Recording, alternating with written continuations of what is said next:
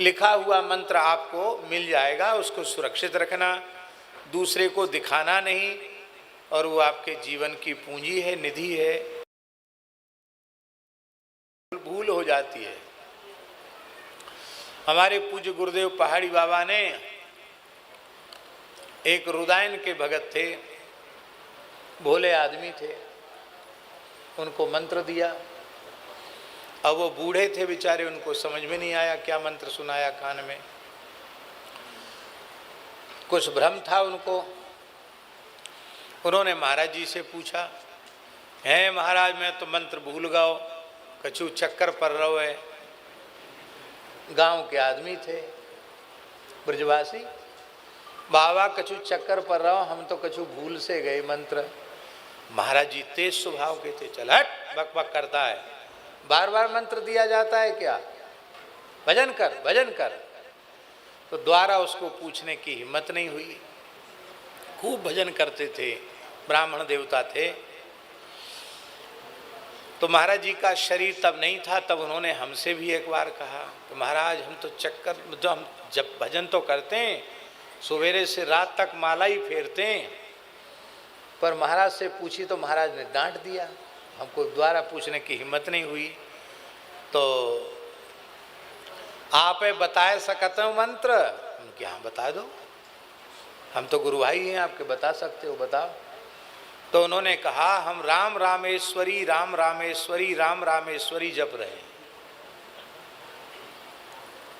कम से कम जपते जपते उनको 17-18 साल हो गया था। राम रामेश्वरी राम रामेश्वरी। मैंने कहा बहुत अच्छी बात है, राम जी और रामेश्वरी श्री जानकी जी, अच्छा है, ठीक है, कोई खराब नहीं है, ये भी मंत्र ही है, पर शुद्ध मंत्र ये है, अब इस प्रकार से जपा करो। महाराज अब तो अभ्यास हो गया। मैंने कहा कोई बात नहीं, अभ्यास वाला नाम जप में ले लो, मंत्र जप इस प्रकार से किया। हम इसीलिए स्पष्ट मंत्र का उच्चारण करके आपको सुनाते हैं कि जिसमें आपको मंत्र के उच्चारण में, श्रवण में भ्रम न हो, और बहुत धीमे से कान में बोल देने से समझ में भी नहीं आता, भ्रम भी होता है। तो मूल बात है मंत्र का स्पष्टतया श्रवण, और फिर उसी मंत्र का, शुद्ध मंत्र का जप करना चाहिए। और आज से ही मंत्र का जप आरंभ कर देना, ऐसा नहीं कि फिर अब नियम आज दिया तो कल से शुरू करेंगे, कल से नहीं, आज बिल्कुल बीज बोया है तो आज से ही आप उसमें अपने साधना का जल छोड़ना शुरू करें। मंत्रोपदेश होने के बाद जहाँ कहीं बैठ करके जप करें। हमारे यहाँ शास्त्रों में लिखा है कि मंत्र का जप गौशाला में किया जाए तो 100 गुना, गंगा जी के तट पर बैठ के, सहस्रम जाह्नवी तटे, गंगा जी के तट पर बैठ के किया जाए तो 1000 गुना, और कहीं लिखा है अनंतम गुरु सन्निधौ, गुरु सन्निधि में यदि गुरु मंत्र का जप किया जाए तो अनंत, उसकी कोई सीमा नहीं है।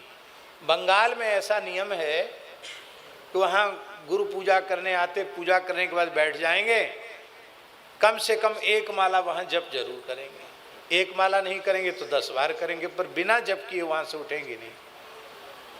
तो हम कहीं ये क्या बोले, हमारे बंगाल की परंपरा है, कम से कम 10 बार तो गुरु जी के चरणों में बैठ के जप करते हैं।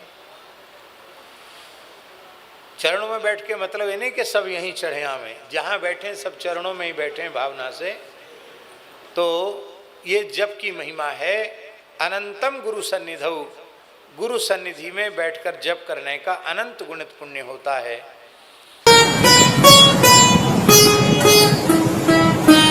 श्री सीताराम प्रतिदिन सत्संग एवं दर्शन के लिए श्री महाराज जी के ऑफिशियल चैनल को जरूर सब्सक्राइब करें।